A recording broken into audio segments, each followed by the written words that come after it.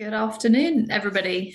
Welcome to our International Women's Day event. I'm delighted to be surrounded by four amazing women who are the epitome of female leadership, in my opinion. One of the themes of this year's International Women's Day is break the bias.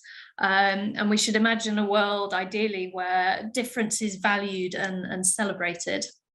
Now, all four of our panelists today have taken very successful steps towards achieving this and have very unique success stories. And we'll be looking to hear their pearls of wisdom throughout the next hour on topics such as leadership, equality, and looking at your value.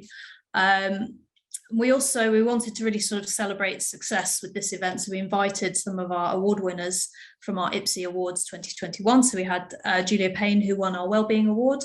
Nadine Campbell won our COVID Success Award. Claire Hutchins won our New to Freelancing Award. Alison didn't win an award, but she's a long-term friend of IPSE's, and we wanted to invite her along anyway because she's got such a wealth of experience being an author, a serial freelancer, and she works with many entrepreneurs as well. So I'll be chairing the event today. My name is Vix Rodwell, and I'm head of partnerships at IPSE. We'll aim to keep the sort of main chatting session to around 45 minutes. And then hopefully we've got some time for Q&A at the end, but do please put any questions you've got in the chat box or the question box. I'll try and have a scan as we're going through. If not, we'll just sort of go down them towards the end if you do have any questions. And then we'll try and finish on time at 1, because I know Alison's got somewhere that she's got to go on to afterwards. I think what I'll do is I'll ask each panelist to give a very quick introduction to themselves, and then I'll bring it back, ask the first question to kick us off. So Alison, as you're top of my screen, would you like to go first with your introduction?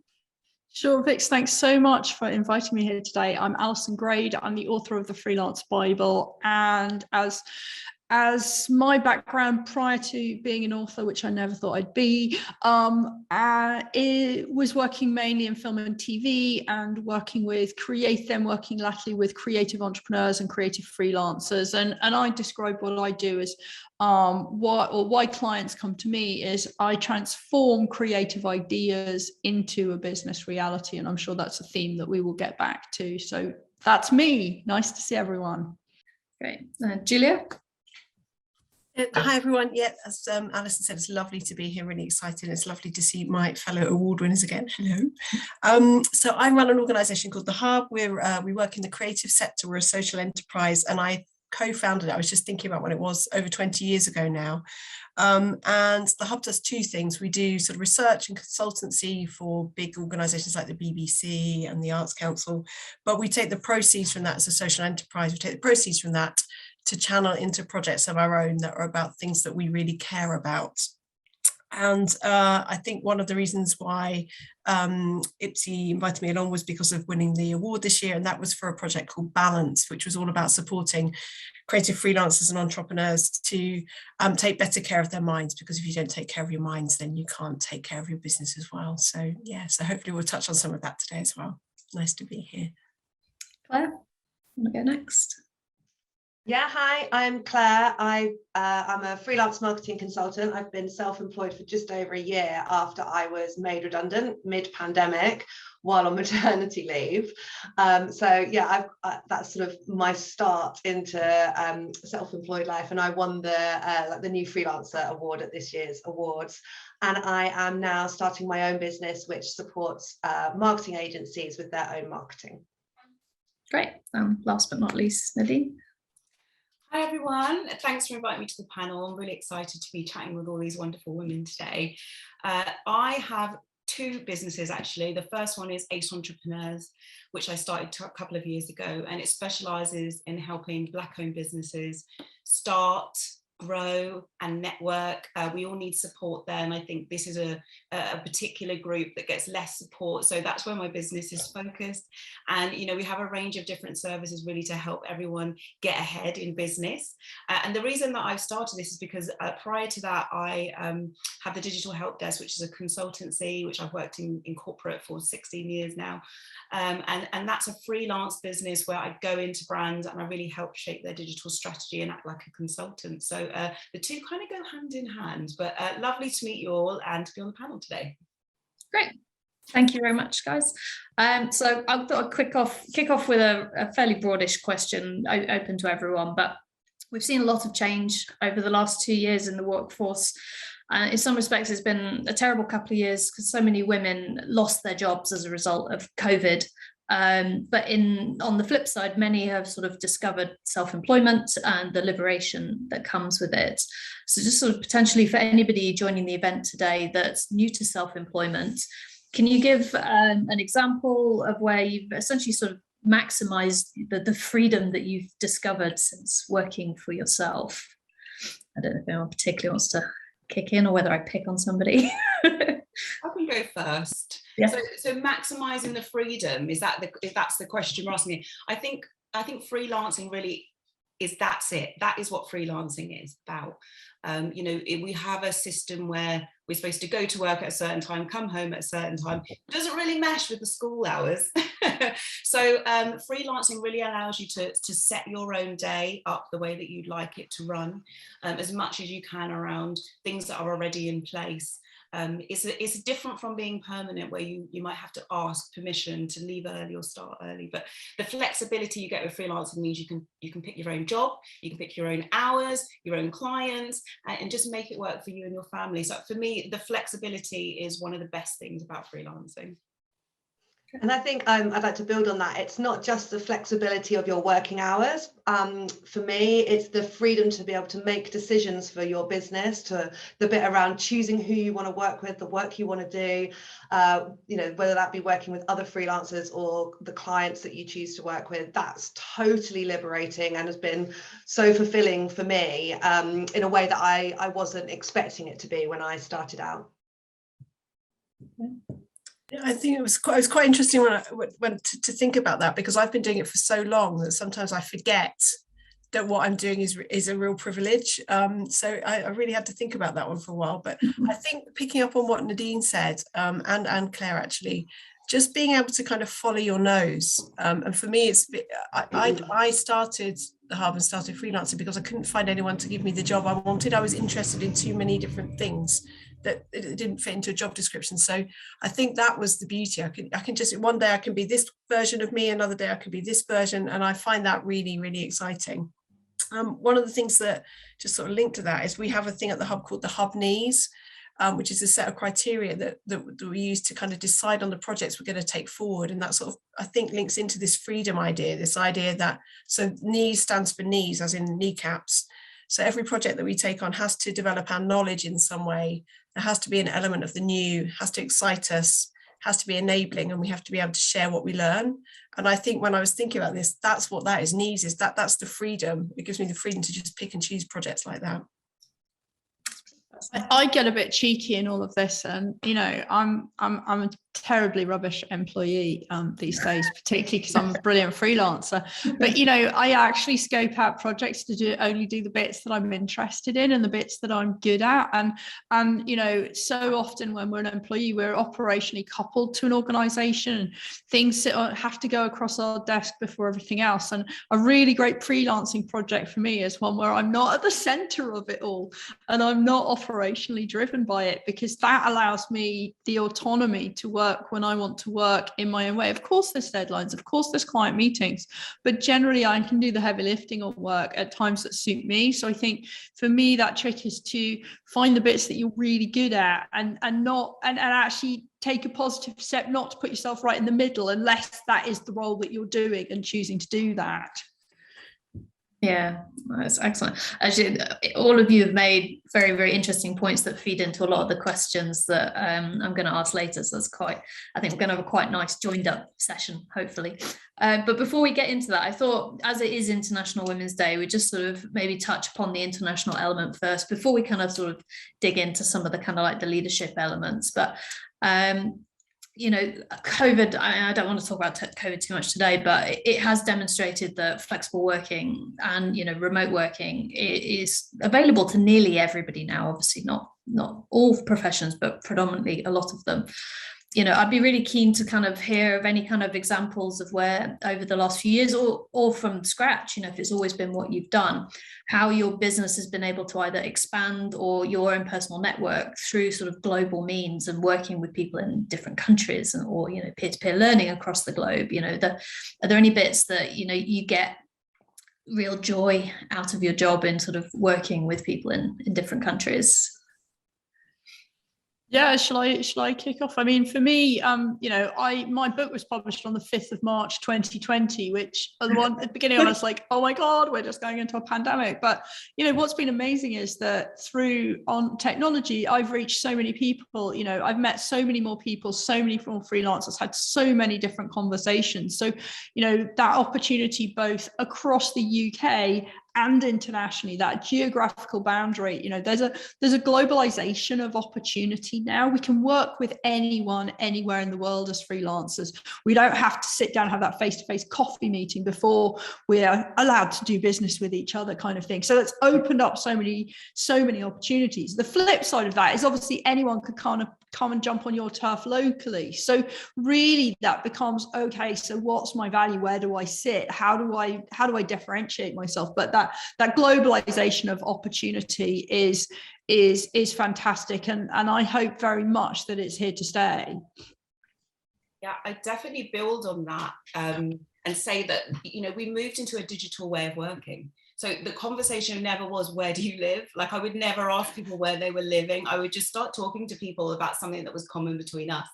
In terms of the consumption, it doubled, it tripled over COVID because people just couldn't go out and meet physically. And actually, you're right. We didn't need to meet physically anymore. We can actually get work done quite efficiently online. And what I end up finding was that some of my new clients were in Melbourne. I was doing podcasts with a lady that was based in Chicago. And not only was I now able to cross those physical borders that I wouldn't have been able to do normally because of the new working environment, but actually now I've got new perspectives. So what's happening? What's the female freelancing, contracting world like in America? And here's the perspective in the UK when I was talking to my client from Australia, because we're slightly more advanced, so I can give her a bit more of a leg up. So it changes the way that you work with people, and also there's a massive benefit to it on the other side. Yeah, I was going to just to jump in there, just that idea of cultural difference. I think that I'm really bad at science, but I think that there's something really valuable in, I call it atomic collision thinking. I don't think that's the right term scientifically, so apologies for any scientists that are watching. But this idea of people with very different starting points coming together, and through, as Nadine was saying, conversation, you arrive at things that you couldn't arrive at on your own, and you all go away slightly different, which is where the atom thing comes in, I think. But I think the moment you start to work internationally, you're just open to cultural difference, and it really does help you to kind of shift your perspective and to really understand that your starting point isn't the same as somebody else's starting point. It's just so useful, I think, so useful. And on a practical level, it's been really useful. I've got I work with a copywriter in Canada, and the time difference can be really useful as well from a purely sort of functional, practical point of view, that we can turn around work quicker because when one of us is sleeping, the other one is working. So I think it's definitely worthwhile thinking about building networks internationally to help you deliver work as well. Yeah, I mean, time zones is one of the things I was going to sort of bring up, that, I think you can really kind of use the globe to your advantage, that, you can, whilst Sydney's sleeping, New York's awake or whatever, and we're, I think in the UK, we're in quite a privileged position that you can work, with some of the US, some of Australia, it's a little trickier, but it really, I'd imagine as well, like feeding into client work, that kind of, that peer-to-peer thinking of that on that global scale just brings that extra edge that you might not necessarily get just chatting with the same people in your same network all the time. And I imagine you can get some quite fascinating breakthroughs that, that true inspiration. Yeah, very cool. And Claire, you touched upon when we spoke the other day that how, the sort of technology and Zoom and everything, like you said, you started in a pandemic, having been made redundant, having had a baby. I mean, talk about, a punch to the gut, and you've shown true tenacity with that. But, how's technology kind of really helped you scale over the last couple of years, now that everyone's in this kind of lovely Zoom reality? Yeah, I think that actually for me, when I first started out, there was a lot of kind of activating my network, people who I had worked with in previous guises over the last sort of 10-15 years. And I was able to do that really fast because Zoom was a thing, and I wasn't having to go into London to meet people for lunches and coffees and drinks. So I was able to have lots of those meetings, but I was also able to work that day as well and earn money. So yeah, I definitely think that it helped scale much, much quicker. I also think, like, a lot of people, when the pandemic hit, a lot of people moved onto LinkedIn, and I've met a lot of people on LinkedIn, some of which now I would class as some of my really good friends, not just work colleagues, but kind of very, very, very good friends. And I've won work through LinkedIn as well. So that too, kind of having more people play in that space, that definitely helped as well. Yeah, and I was thinking about something that Alison, you touched upon as well, about sort of the value and identifying your value and turning that into opportunity. From my understanding, you do that quite a lot with the people you work with. I don't know if you've got any sort of pearls of wisdom on, when people are looking to branch out their network, how can they kind of make sure they're putting across their true value and creating that gold dust that people remember them. No, it's a really good question, and I think it kind of goes against our natural instincts and the way education is often, because we're very focused in, certainly in the UK, in education, right, I'm going to learn to do this thing, so a lot of the students that I talk to will be on creative or media courses, so they're fixated on, these are my visual communication skills, these are my media production skills, and they're very focused on, this is what I can do. But ultimately, clients don't buy what you can do. They buy why you can do it. They bring you in as a freelancer. They're not giving to charity. It's not like you're a charity case. They're bringing you in because you can help them achieve a strategic objective, deliver against their KPIs, create outcomes, impacts, whatever it might be, fulfill a need in their organization. So they're bringing you in because you are persuading them that that is what you can do. That's how you can support them. So if you just say, hey, I'm here and I've got these great camera skills, or I'm a great visual artist, or whatever it might be, that's fantastic. I love it. But how's that going to help me deliver my project? So what we want to think about is, like, get inside the mind of our customer and go, why is this person even wanting to talk to me? What are they trying to achieve? How can what I do achieve that? And sometimes we can find new clients by that, because actually we can be really fixated on, well, I deliver marketing consultancy, so I'm only going to go and I'm going to, the only people I'm pitching against are marketing consultants, but actually maybe there's another whole event specialist over there, or someone completely different. So when we think about why our client might need us, we can open up opportunities, and it's much easier for them to understand how we can help them, and it's much easier to release the budget, and price starts to go out the window because they're so bought in to how we can deliver their objectives. It moves the conversation away from trading time for money into a value added proposition. So for me, that's really what I'm looking to help take people on that journey for. Yeah, and I suppose actually sorry, Julia, you go. I just wonder, I think sometimes it's not also what you can do, but it's how you can do it, isn't it? It's that kind of the way that you position yourself, if you want to think about it in terms of branding. But, when we started out, we were really, we were like in our 30s and early 30s, and, we were being consultants, it was quite a precocious thing to do, really. But there weren't that many people working in music as consultants, and we used to describe ourselves as the cheeky cousins in the kind of consultancy world, because we weren't 50 and wearing a suit and all that sort of stuff. And now we probably can't get very cheeky cousins anymore, and we're more eccentric aunties. I think anyone that, you only have to hear those two things and you think, okay, I get a measure of how they work. And so I think sometimes just the way you talk about your work and the values that you bring with it, as well as the value that you can add, can be really important. Yeah, definitely. And what I was going to say, sort of, once you establish that value, it really helps, I think, build your confidence on, you know, who you probably present yourself in a better way, and you know, if you've got that confidence, you are going to get paid potentially what you're worth, and it really kind of helps complete that circle. I mean, I imagine, Nadine, in a lot of the work you do you come across a lot of women that perhaps don't believe in themselves quite as much as they should do, and you know, how do you kind of help them elevate, you know, how amazing they are? Yeah, that's a great question. And my number one bit of advice is always believe in yourself. You are your number one cheerleader. You know, you have to believe in yourself first for others to then follow and believe in you, you know. And I think this is a trait that men do extremely well. You know, they can present work which is adequate with supreme confidence, and it will be seen as groundbreaking. Whereas, you know, sometimes I think women, we need to make it perfect. It has to be perfect. And then we present it with a lack of confidence, and then the holes kind of appear. So I think confidence just becomes, it's a great trick for getting forwards fast, because believe in yourself and your skills, and you're right, you can command the money that you need, the roles that you want to achieve during your career, and actually you can get ahead a lot quicker. So it's all about confidence, number one. Claire, how did you find your confidence when you were sort of found yourself, you know, with no job and everything else? Because it's not easy often to pick yourself up off the floor and, you know, do something positive with it. Yeah, I mean, I was in a really privileged position in a weird way, because I was made redundant. I had like a small pot of money, which was a safety net, which allowed me to kind of give it a go. And I kind of gave myself a couple of months to give it a go and see what happened. So I was pretty privileged in that respect.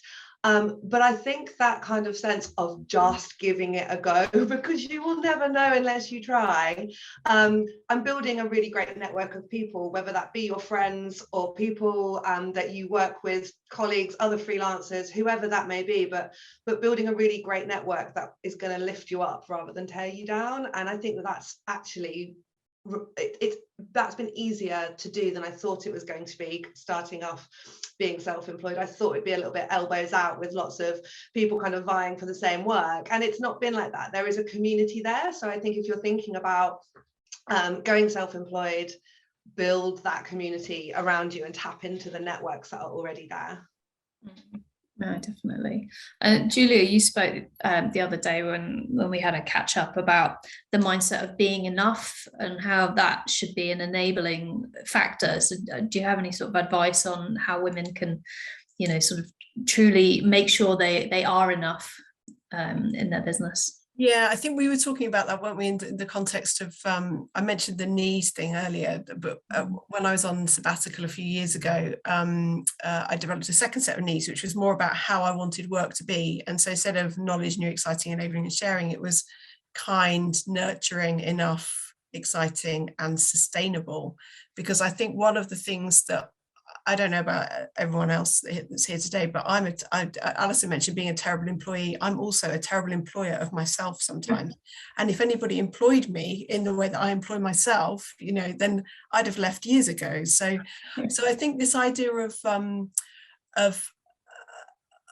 I guess one of the things that I find quite useful is to try and think of myself as an employee of myself, and to try and think about what does good employment look like. And so that, because I think there's, you know, there are some shocking statistics about burnout amongst freelancers and people that are running their own businesses. So I think that idea of not trying to be perfect, and the thing that I suppose kept me going during the pandemic was this notion of doing what you can with what you've got. It can't be perfect, but, you know, do your best. That will be different on one day to the other. And I think that's probably the thing I'm really trying to take with me at the moment, is just I'm doing what I can with what I've got, with the resources that I've got. Yeah, I think women are our own worst critics at time, aren't we? You know, I think, like it was mentioned, men will sort of just get on with it, and you know, they just seem to exude this confidence, and women are sort of sat there going, oh my god, you know, am I good enough? Are they going to see all the holes in it? And I mean, Alison, we discussed again the other day, didn't we, your the peak of Mount Stupid, which resonated a little bit with me. And I don't know whether you want to touch on the sort of the mindset, how women can, you know, should take the knowledge that they have and build their confidence with it, and not, you know, have that sort of imposter syndrome. You're on mute. Yes, I was frantically unmuting there. Forgot that I was being diligent and muting myself. So yeah, I should explain the peak of Mount Stupid. This is a concept from part of the Dunning-Kruger effect, which was two social scientists, Dunning and Kruger, studied the relationship between people's expertise at doing something and their confidence in their abilities to deliver it. And what Dunning-Kruger found that was initially, when people don't have a huge amount of expertise, they massively overestimate their confidence and their ability to do something, because basically you don't have enough of a frame of reference to know what you don't know. So you don't know what you don't know. So therefore you don't know that there's way more to this than anything else. So there's this thing called the peak of Mount Stupid. And then you get to this point, and then your confidence, as you get more expert at something, your confidence levels drop and you get down to this kind of bottoming out point, which is where that imposter syndrome kicks in, because actually you've got this great deal of expertise and now you know how much you don't know. And that's a terrifying place to be, because you suddenly go, oh my gosh, there's way more to this than I thought, and I really don't know all of this. So, I couldn't possibly do that. And you can ask someone who's got a PhD in rocket science and they'll still tell you there's more that they need to know. So this learning, I think, embracing learning that goes on, and remembering that, look up Dunning-Kruger and just understand that when you get to that bottoming out point, that actually means that what Dunning-Kruger found is that means you've got a great deal of expertise because you know how much you don't know. So embrace that, take that forwards. We're always learning. Part of what makes us great freelancers is our ability to grab a challenge, run with it and deliver it. And what I love about freelancing is that no two challenges are the same, because no two client briefs are the same, no two projects are the same. So that's all the skill set that I love. So run with it and take confidence from that. So yeah, absolutely. Definitely. Victoria, could I just say something about fear and curiosity? Sure. Yeah. Because I think, just picking up on what Alison said, one of the things the way that I like to think about this is that is with fear and curiosity being the different sides of the same coin. So one day you can wake up and think, oh God, I don't know how to do that. Oh my God, I'm a complete failure. Everybody else is so much more clever than me, But another day, same scenario, you would just wake up and go, oh, I don't know how to do that yet. Oh, I want to find out, and just fear and curiosity. I think, if you can channel the curiosity, and as Alison said, just think of it as a learning journey, then I think some of that fear just disappears. So I fear and curiosity, I find that really useful to think in those terms. No, that's very good, actually, because I definitely suffer from that. There's certain days that I'm just like, oh my God, I really don't know what I'm doing. Try and bluff my way through. But actually, yeah, you are always learning. And I think that is one of the joys, whether, you're employed or self-employed, working presents so many opportunities to continue learning. And then I think as well with freelancing, because you can be bringing in different people, if you've got a client brief or whatever, you can always be picking and choosing either what clients you work with or what individuals you work with as well. And I think you'll always hopefully come away with something extra that you've learned, or a new way to present something. Nadina, obviously you've grown this amazing ACE entrepreneurs community. Are there any kind of key themes that you see again and again that either empower people or, regular challenges that people sort of stumble upon that the community can help people with? Yeah, I think there's a couple. I'd say there's probably three or so. So the first one is feeling like you're alone. I feel like sometimes when you're creating this business or trying to launch a new career into freelancing, and just freelancing is a solo thing. So you do feel like you're quite alone, and you feel like you're the only person going through these particular stumbling blocks or challenges. But actually, and this is what I found why in the beginning when I started it, is that we all have exactly the same problems. I don't know about finance. What am I doing? Haven't done my receipts properly. Am I supposed to do this? Am I supposed to do it? There's 100 questions, but we've all got the same questions. And the support that we can give is we can actually help you with some of those answers. And actually we can reassure you, it's not just you, it's everyone that's going through that. I think the second thing is just what are the steps I need to take to make this dream a reality, whether it's being a freelancer or being self-employed or starting a business. The steps are unknown. It's like that if you don't know what you don't know, right? And I think the beautiful thing is I've done all of the mistakes. So now I can help people with all the solutions. I've done all the silly mistakes in the beginning. I hid my business. I didn't tell anyone. I did it all on my own. And, now I feel confident enough to be at the other side, and actually I can talk to you with confidence that this is what works and this is what does not work. These are the things that I use to make my journey easier. And I think that's not only for small businesses, but I've done the workplace, I've been a permanent person, I understand that, and I've also done a long stint in freelancing. So I think that experience to people that are not quite there yet, I think is invaluable. Being able to feel like you're part of a support network, that was part of the conversation earlier. I think that's brilliant. And I have to say, since being with IPSE and being part of your events, I just feel like I know so many more people, and people that are doing similar things to me at similar levels to me, and it's hard to find that. So there are a couple of the main areas I would say that ACE can help with, and we come from a place of authority to help you do that. So yeah. Excellent.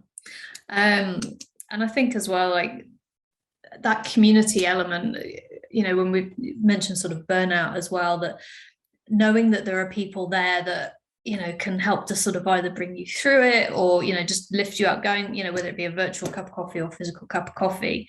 You know, if you're having a bad day, don't beat yourself up, because tomorrow, you know, but like what you were saying earlier, Julie, you know, that curiosity and everything, today could be crap, but tomorrow hopefully will be a better day. And you know, I you know, I've only worked for myself very briefly, and I found it incredibly lonely and went back to being an employee. So I commend all of you guys for, you know, going it alone. But I mean, Julia, you've been obviously self-employed such a long time. Do you still suffer with that kind of loneliness at times, or are you sort of so comfortable in that way of working that it's just part of nature now?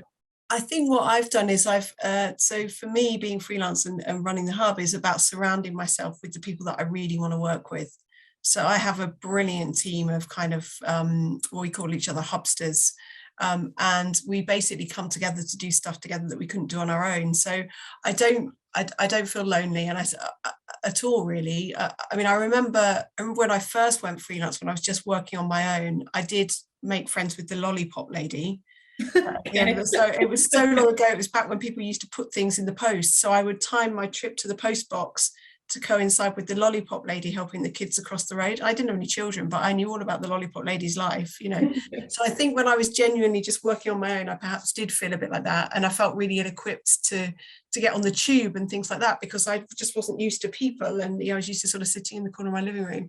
But I think my learning from that was probably to just think about how to surround myself with people who give me energy as well. And that's really it's sort of the rhythm of my working life these days, is just working with people I really like and who have similar interests but slightly different skills to me. So no, I don't feel lonely at all, but I guess I've found my network and my gang. Yeah, it must be pretty amazing. I mean, you know, I think anywhere in life, isn't it, when you find people that you just spark off, it is that energy, isn't it? You know, I've always had great joy from sort of working in, you know, the event side and actually meeting incredible women. I've been very privileged over my career to do lots of stuff like this, and I never cease to be amazed at how incredible people are, and you know, what they get on with and what they do. I just wanted to touch on your sort of toolkit as well briefly, Julia, your sort of balance toolkit. So just for anybody that might be having a bad day, you know, from memory, you said you've built it so that people need to take care of their mind so that then they can take care of their business. So are there any kind of like little tidbits from that toolkit that you well, I mean, the toolkit itself was built specifically for creative freelancers and people running their own creative business, but I suspect there's probably a lot of wisdom in there that would work for anybody kind of going it alone. I guess the biggest thing was just that you are your biggest asset. So, you know, we built it during the pandemic, but even before that in the creative sector, I think people who work in this sector are about 3 times more likely to have some incidents of sort of mental illness at some point in their life, because of all the things that will be familiar to all of us here, you know, pressure, uncertainty, all the sorts of things that are just part and parcel of sometimes being freelance. But so this idea that if you don't take care of yourself because you are your biggest asset, then you just don't stand a chance of having a healthy business. If you're not healthy, how on earth can you have a healthy business or a healthy career? And I suppose that the thing that is really at the heart of it is that this idea that self-care isn't kind of like selfish. It's actually a really, really key part of being productive and running a successful business. So you have to take care of yourself, partly because there's nobody else to do it, and there's no kind of line manager who's going to check in on you. So you have to kind of employ yourself responsibly, because you are the kind of front line and the last line of defense. So, you know, just taking care of yourself is part and parcel of being a responsible business owner, I think. Yeah, I suppose not being afraid to bring in extra help. Like Claire, you were saying when we discussed the other day that you're now overbooked for work, and you know, in some respects that's amazing, and other times it can be quite stressful. So, you know, you've got yourself to the point where you're actually even going to bring in your first employee. So how did you know that was the right time to be, you know, evolving your business in that way, and just sort of recognizing that you can't do everything? Yeah, so when I first went freelance, I wanted to work flexibly. I wanted to just have something for me and my family to support us sort of financially, and to kind of fit in around life. And over the last 15 months or so, it's just grown and grown and scaled to a point where there's physically no more hours in the day for me to do the work that I've won. So since January, I started working with other freelancers and kind of subbing parts of different bits of pots of work out. And I did on that kind of loneliness point, I really enjoyed working with other people. And I always did do that, but it was really nice having other people to kind of soundboard off. And from there, I've just sort of realized that this could be something that is an entity beyond me, and that is something that I want. So it was probably driven out of the fact that there was too much work, but also me wanting to position myself to be able to do the work that I wanted to do, kind of what Alison was saying earlier. My time is better spent doing certain elements, and then there are other people who are better at some stuff than me. So I've, you know, subbed out some copywriting to people, and what they produce is sometimes better, and that's great. So I have literally just last week made an offer to hire someone 3 days a week who's going to be starting with me in April, and it's really exciting to also be part of somebody else's journey too, and to have someone else like work with them towards something together will be great. Do any of you sort of have regular people that you work with, or do you tend to find that with your different projects there's different people every time? I don't know. No one wants to jump in on. Yeah, should I go, or Alison, do you want to go first? Oh, you go, Julia. We've sort of done it both ways, and one of the things when I'm talking to people about business planning is I will talk to them about good growth and working out what good growth looks like for them.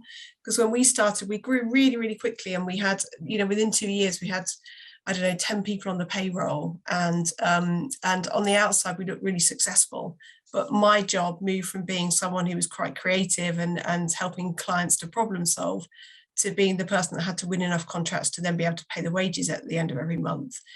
And so I think, you know, Claire, I really noticed that Claire said, and I've worked out that this is what I want to do. And and now we don't have, we've moved from that model a few years ago now, and now we have much more, it's what we call that adhocracy. So just people coming together as and when, and that works much better, certainly works much better for me, and enables them to be kind of flexible as well. So I think it's just figuring out what you want and just realizing that you can do it any way you want. That's the whole point of having your own business.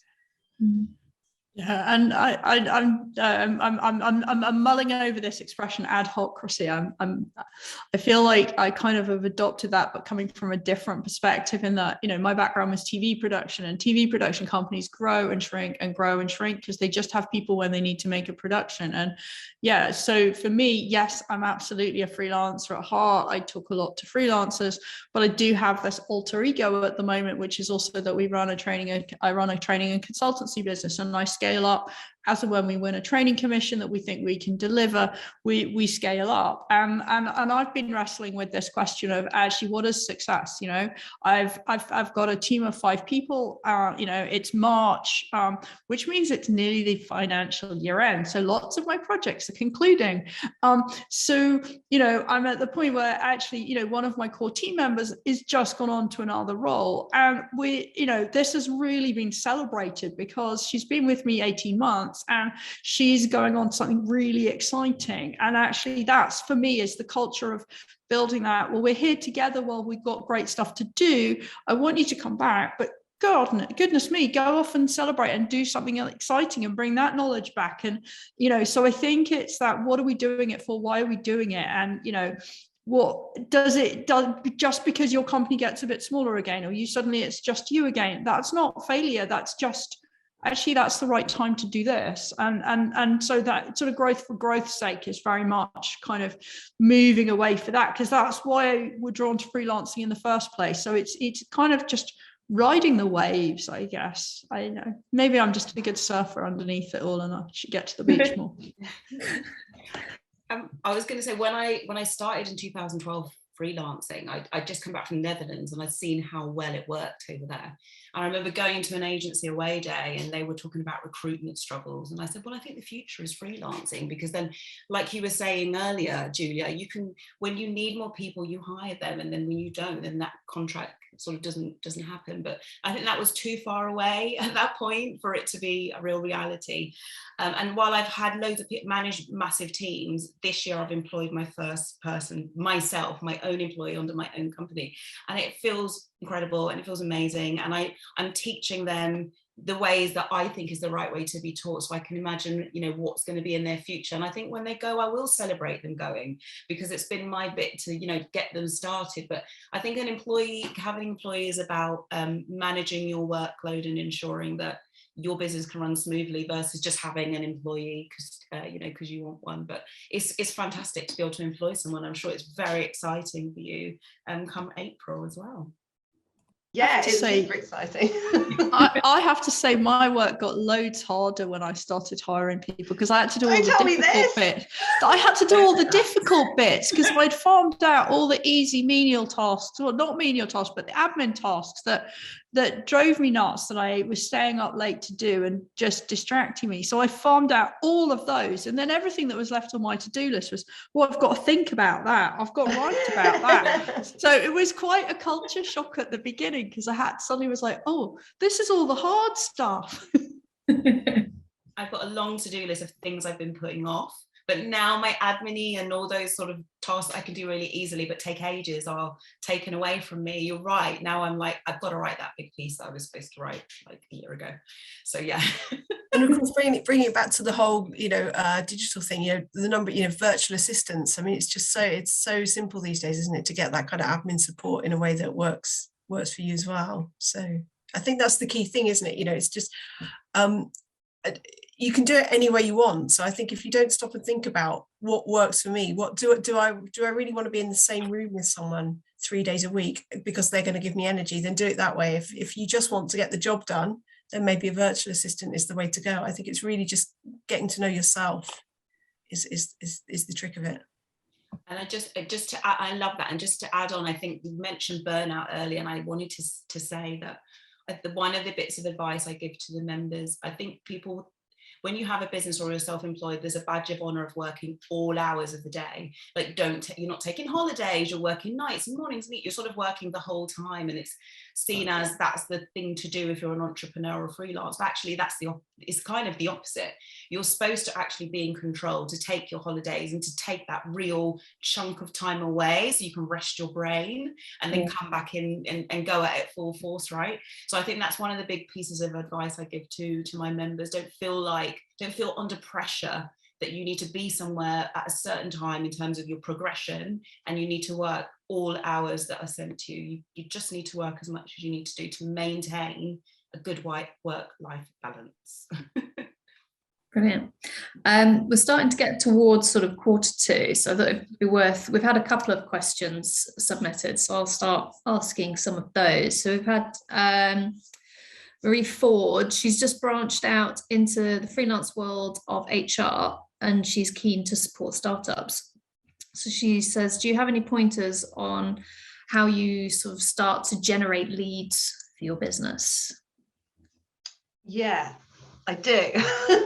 I would definitely start with your network. Even if you're going into a new area or a new industry, there will be people that you already know that can connect you to other people. And it was advice that I was given the summer before I went freelance, was to go and ask for advice and a referral. Don't go and ask for a piece of work. And that worked incredibly well for me. I had really wonderful conversations with lots of people, and they connected me to lots of other people. And you have to just go in with an open heart, not trying to sell yourself. But yeah, just have lots of those genuine, meaningful conversations. That's number one. And number two is to build out that network of people with comparable skill sets, because there will always be people that need to pass work down the line because the client's not quite the right fit for them, but they may be for you. So yeah, collaborating with other freelancers as well. I would echo that and say 90% of my work across the board has been referral and based on my network. I spent a lot of time building up my network, and that basically gave me most of my work in the 10 years that I've been running. And even to the job and the role that I'm doing with a client today, that was a referral from someone that I worked with in a previous role. It's all connected. So just talk to people, and you're right, don't just make it about work stuff. It can be about getting to know each other. But the second thing I'd say, because I run a business which is based on supporting small business owners, is go to those groups and in those places and let them know that you're there to support them. There's some really nice flexible working groups on Facebook and small business groups. Just put yourself in there, introduce yourself, tell people what you do, and they will come to you. Just remember to do it regularly to make sure people know that you're still there. Yeah, and brilliant. And I would just add that, God, it's gone completely out of my head now. That's really bad, isn't it? Just being open, that's it, being open for business, being open and thinking and listening, that curiosity piece, because we can do all this research, we can look and we can have this brilliant idea of how we're going to go out to market, why we think clients are going to buy from us, all of this. We go and talk to somebody and it's not landing. So really listen out for those cues, have those scoping conversations, really trying to understand, well, I'm thinking about it from your point of view, but maybe you haven't seen the whole picture. So really be open, be flexible. You know, as a freelancer, as a small business, you can be agile to make your systems and your way of working fit what those clients' needs are. So just be open to adapt and work with clients in different ways, because, you know, I learned in TV production, I was a production manager. I could have that role in 5 different TV companies, and the scope and the boundaries of that role were completely different depending on the size of the company, the type of the project, how their infrastructure was. So if that's doing the same job for different companies, you know, a brief for a freelancer is so different at different times. So that flexibility is really important. Yeah, and one other really pragmatic thing maybe is just to think about where you left from. So when I first went freelance, my first client was my former employer, because they just couldn't do without me. So that's sometimes you know, and particularly if you give them notice and they're just not going to be able to recruit. I found that a really, really easy win, and it kept me going. I had consultancy from them for the first 6 months. Really helped. Oh, and what about for those new grads though? Because I mean, we're seeing, I deal with universities a fair amount, and a lot of the students are actually starting their self-employed career whilst at university and having this kind of portfolio career where they have no intention of being an employee at any point. They can't see why, you know, the world's their oyster.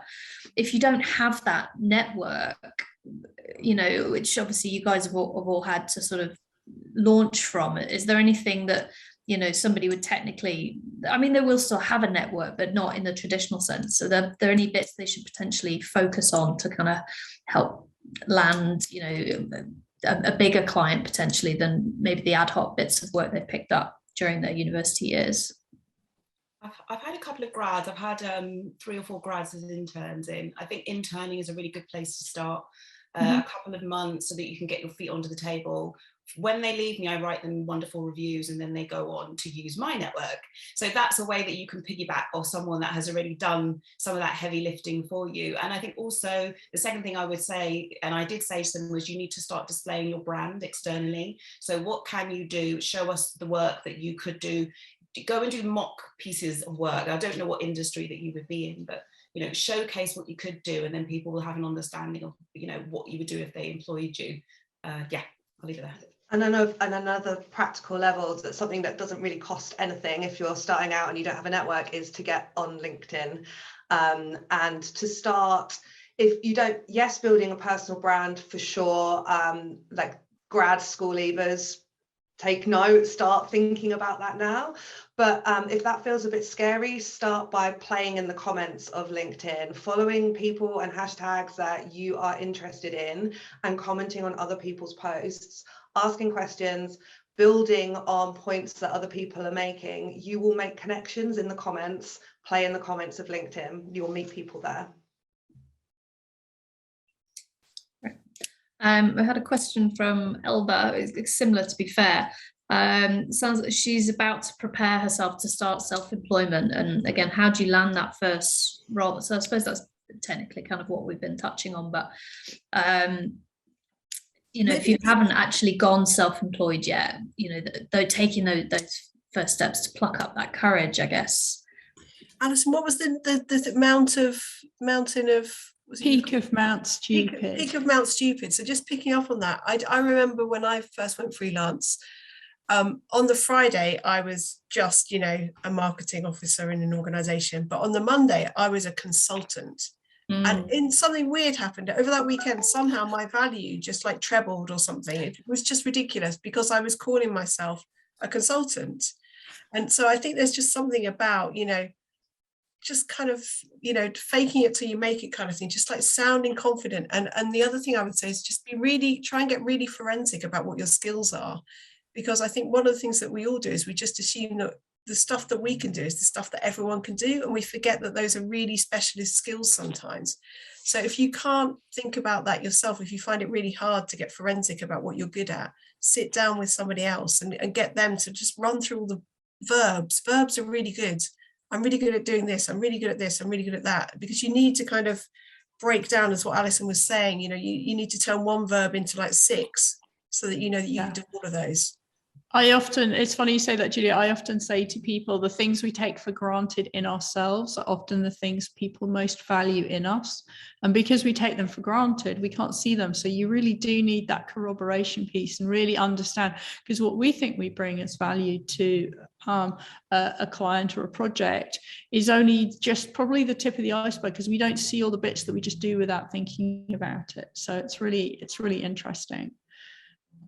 I think going back to your question, mate, so just, you know, I think it's important to think about the relationship between price and demand when we're thinking about our freelancing, because you know, if we put our prices up really high, we of course expect demand to go down. But there's a sort of line you can draw where if you drop your prices, demand goes up, and then you just end up being this crazy busy fool where, you know, you're running around like a headless chicken. You've got so much work to do. Well, actually, if you're in that situation, then put your prices up. You might lose a couple of clients, but you're going to build capacity into your system. And the reason I bring this up now, and it does link to people starting out, is that it's really easy when you're starting out you might get a few early clients. Probably, you know, they're liking you because you're fresh to the industry, you're hungry, you're keen, your prices aren't too high. So, you know, you're getting that piece of experience. And then you say, gosh, I'm this busy fool. I've got all this work coming out of my ears. Everyone's heard I'm brilliant.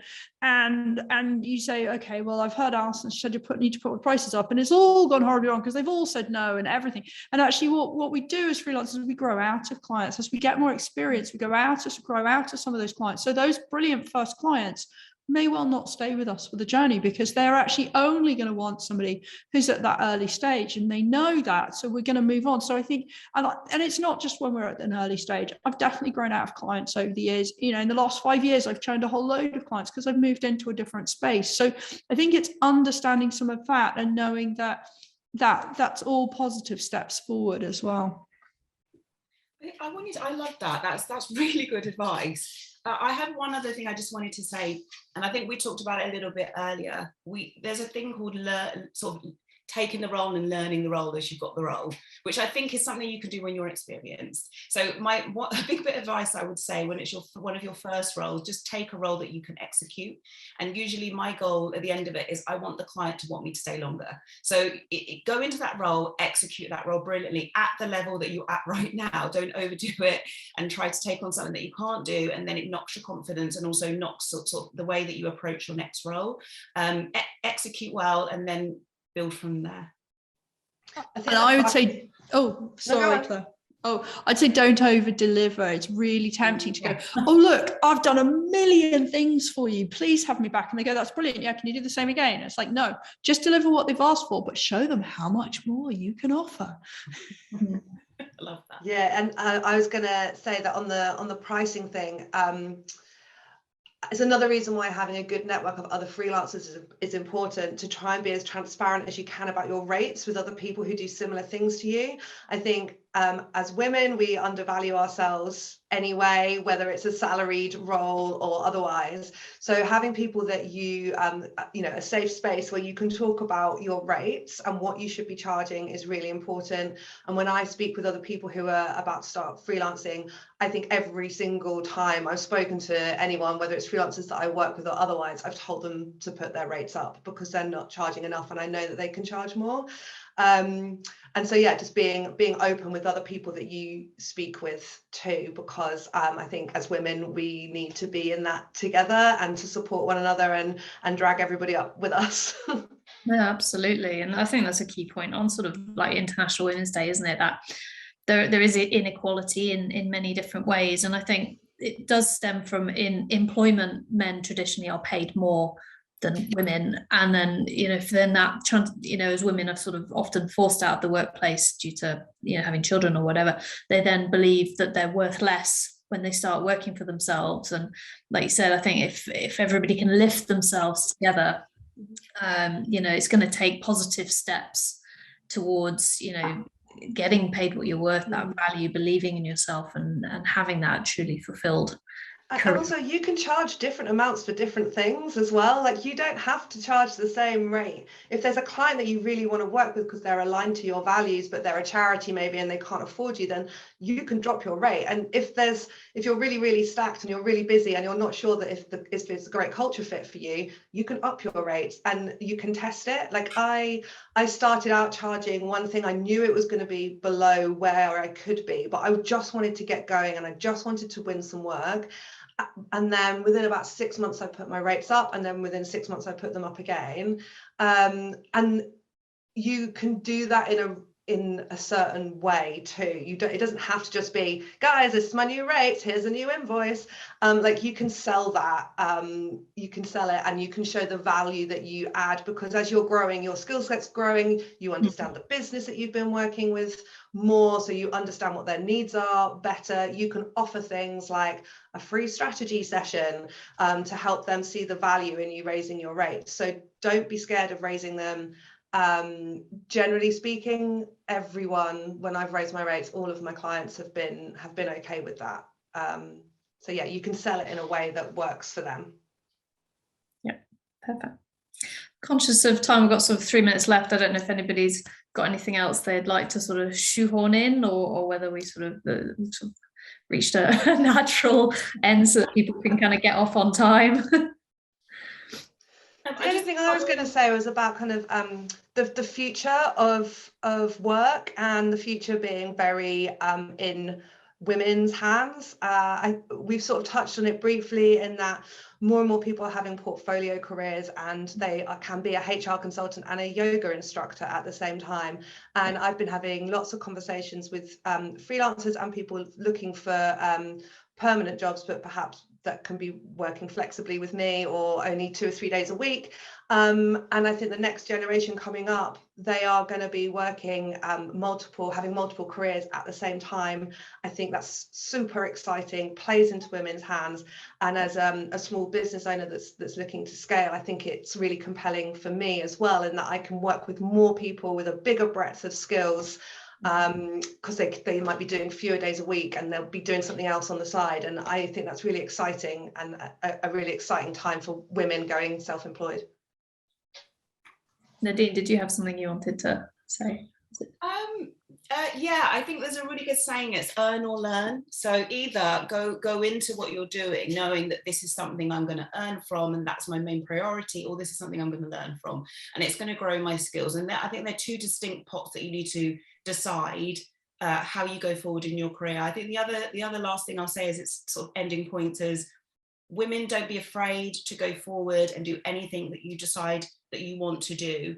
We are in a position now, a very strong position. We hold sort of the purse strings to global buying. We have a very strong position right now globally. So anything that you feel like you want to try, all of the exciting things are on the other side of fear. So if it scares you, do it, because it's more than likely you're going to really enjoy it and you're going to learn something from it. So happy International Women's Day to everyone out there. And, you know, this is your year to just go and smash it, basically. Amazing. What a note to end on. Unless Alison or Julie, you have equal bits, but you know, that sentiment's exactly right. I think, you know, it is a very exciting time for women. It's technology, I think, is a wonderful thing, and try it. You know, worst case scenario, you end up taking a full-time job again. I still work in a full-time job that, you know, and I get a lot of satisfaction from that. But you know, there's so much opportunity out there, and personally, I've thoroughly enjoyed today's session. We're at time, so I'd like to thank all of you very much. We've had some great thanks come into the comment as well, so it looks like everybody else has thoroughly enjoyed it as well. And we'll let people sort of get on with their day. If the speakers want to just sort of stay on now, we'll just have a quick debrief afterwards. But if all of you lovely audience participants log off, and thank you so much for joining us today. I've thoroughly enjoyed it.